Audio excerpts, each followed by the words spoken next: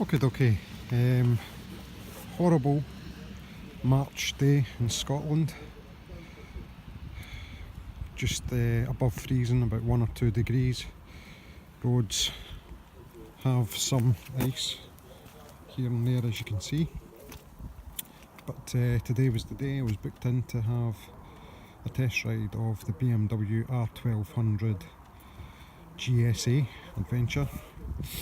Something that hasn't really piqued my interest very much until all the hype regarding the new 1250 HP. Only other BMW recently that I've ridden is a BMW R1200 RT, police spec for a blood bike charity, around about 08 plate I think, so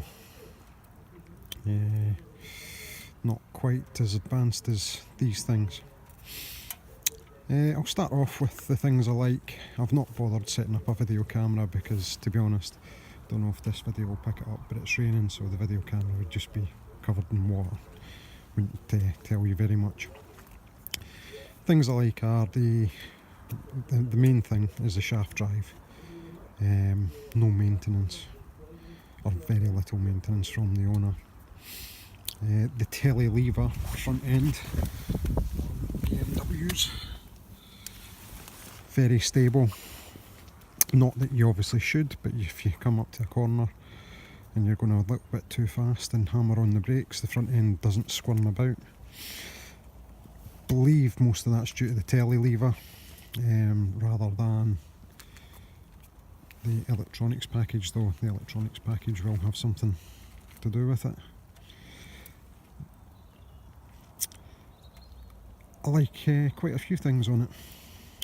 Just as I was coming here to turn round and do this, I noticed that the cruise control works in second gear. My current bike, you have to be in fourth gear before cruise control will operate. It also seemed to be quite low as well, speed wise. I'd need to play about with it, but certainly seems a better speed control system than my current bike. Rider protection, as I say, it's very cold today. I do have my Oxford Oslo jacket and not quite matching Oxford trousers, can't remember the model of them, but Montreal I think. And I'm nice and cosy.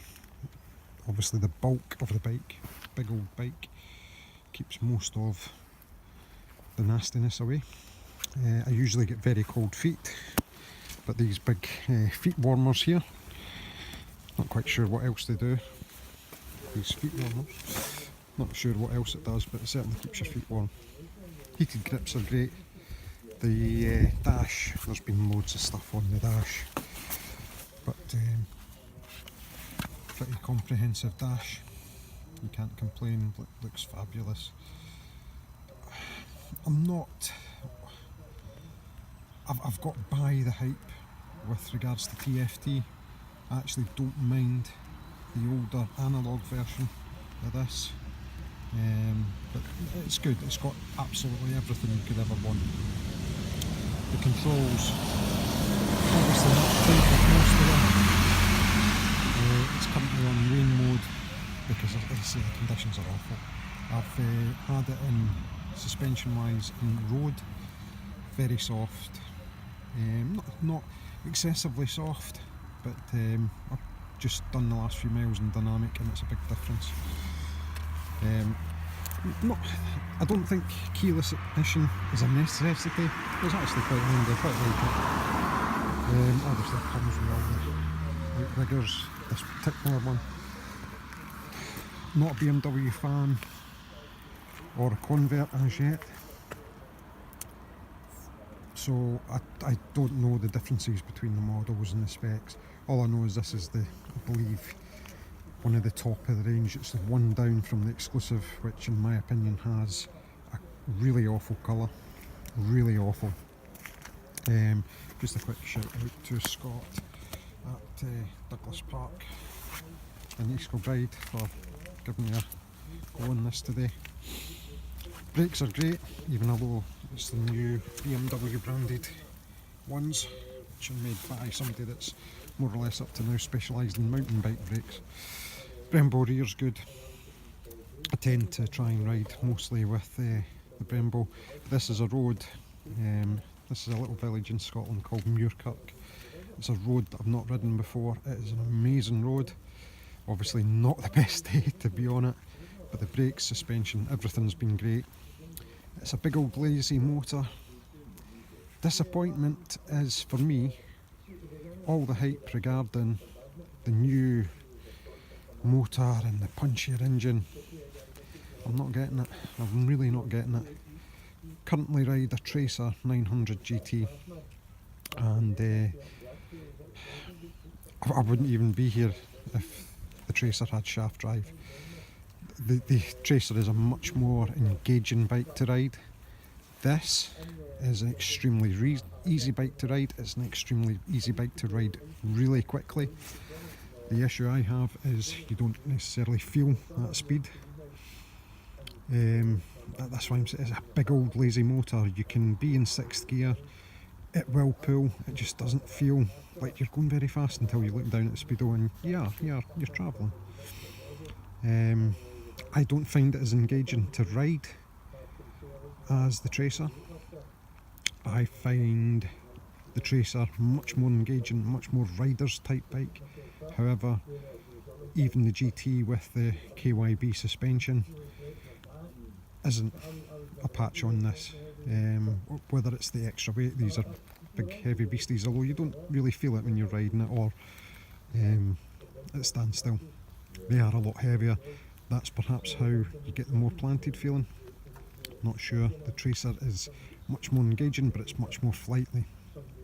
The Tracer is harder work to ride at the sort of speeds that this is. It's not a case of not trying, but you don't feel like you're pushing this on necessarily. The Tracer, you would feel you were pushing it on, but you would get much more reward from it. This bike just does it.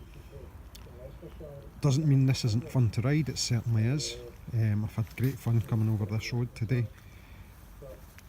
I'm just not convinced that it's worth almost 2 Tracers.